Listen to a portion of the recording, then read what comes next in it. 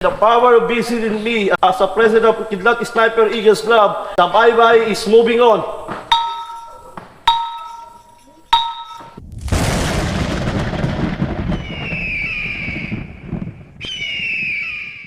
Isang mapagpalang umaga po sa atin lahat. Nandito po kami ngayon ay gaganapin natin ang process ng 5I, no? At magti-tree planting kami kasama ang mga aspirant po natin. No, ginagawa po namin ito lagi sa Kidlat Sniper Eagles Club upang maiwasan yung mga instant eagle.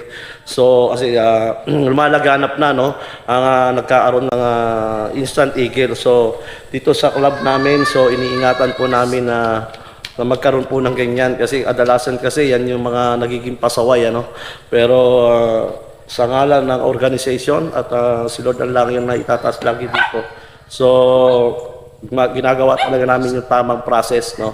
Dito kami sa lugar ng Mount Pinatubo. So dito po yan sa Montalban. Dito po namin gaganapin ang tree planting para yung mga susunod na henerasyon may mapapainapangan ang mga ibon sa parang, no, lalo na ang agila. May madadapuan kasi lalo naman sa panahon ngayon halos wala nang madapuan ang mga agila, so yung ating mga ibon. So kaya ito po ang isang agila, ang layunin bago sila dumating sa hangganan ng kanilang induction ay sinasakatuparan po yung 5I, no, yung pagtatanim para sa mga susunod may makita, meron silang madapuan. Kaya mabuhay po tayong lahat, mga kuya, mga ate, mga bunso. Mabuhay ang agila! Mabuhay! Ayan, so mapagpalang umaga po mga ate at kuya, bunso. Ayan, nandito po kami ngayon sa Mount Pinatubo, Montalban, Rizal, para po sa aming ginagawang tree planting. Bahagi po ito ng 5I bilang kabahagi ng Kidlat Sniper Eagles Club. So ako po'y lubos na natutuwa sa ating mga aspirant ngayon kasi very responsive po sila sa mga ganitong uri ng aktibidades, lalo na sa pagtatanim kasi isa po yun sa layunin ng ating organization ang patubo ng mga puno na namumunga hindi lang para sa atin kundi sa mga susunod na henerasyon dahil nga tayo ay kinikilalang agila. So kung mapapansin din kasi natin ngayon iilan na lang yung punong malalaki na kailangan na talagang papalitan. So ayan, so salamat at we are inviting you to be one of us. Mabuhay ang agila. Tama ka Diyos at makarayan, nagbibigay sila lakas na kaisipan. Andong dahil ay pagmamahalan, naglilingkod para sa sangkatauhan.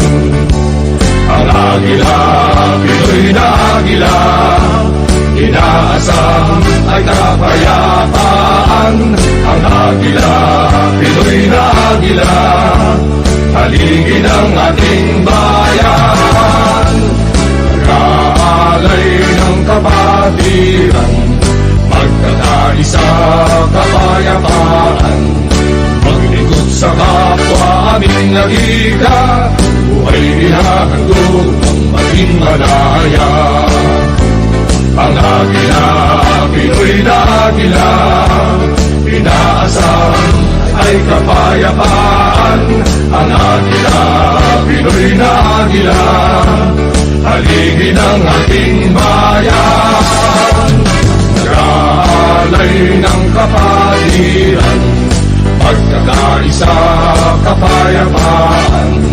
Maglikod sa kapwa aming alika, buhay ihahandog upang maging malaya.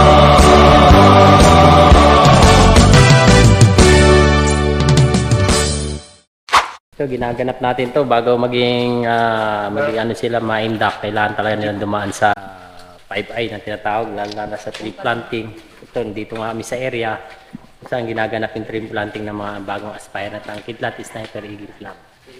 Mabuhay ang agila, mabuhay ang Kidlat Sniper Eagle Club in CR6. Yeah, mabuhay! Mabuhay ang agila! Buhay! Tama sa 5I ang pagtatanim upang maganap na isang lehitimo. Buhay ang agila. Buhay ang agila, yun. Si Kuya Noel, isang officer din ng Kidlat Sniper Eagles Club. Yun. Anong masasabi mo sa ating mga aspirant, no? Sa trail planting nila ngayon. So, Pagpatuloy lang. pagpatuloy Tapos, lang. ang mga agila, nature's lovers tayo. Kaya, Oh, yun, more oh. tree planting. Yan. Hindi ko yan, mag-special offer pa ako. Kayo kuya, anong masasabi nyo sa tree planting ngayon? Kayo mga aspirant. Para sa akin, kuya, mas maganda po yung ganitong magtatanim tayo para sa mga susunod na generasyon. Meron po tayong mapapakinabangan po ng mga second generation. Ganito kuya para dumami lalo yung mga kahoy natin. Yun, no? Maganda, sana magtuloy-tuloy Ayun. mga sunod na henerasyon. Maganda para sa akin kasi experience to para sa kagaya kong laking syudad. Naka-experience na naman magtanim. Yun, no? Maganda ang layunin ng ating Kidlat Sniper para sa pagtatanim. Dumami ating puno sa ating kapaligiran. Yun, no? Mabuhay ang agila, mga kuya. Mabuhay! Yun, no? Mabuhay ang agila! Mabuhay! Mabuhay ang agila! Mabuhay! Mabuhay ang agila! Mabuhay!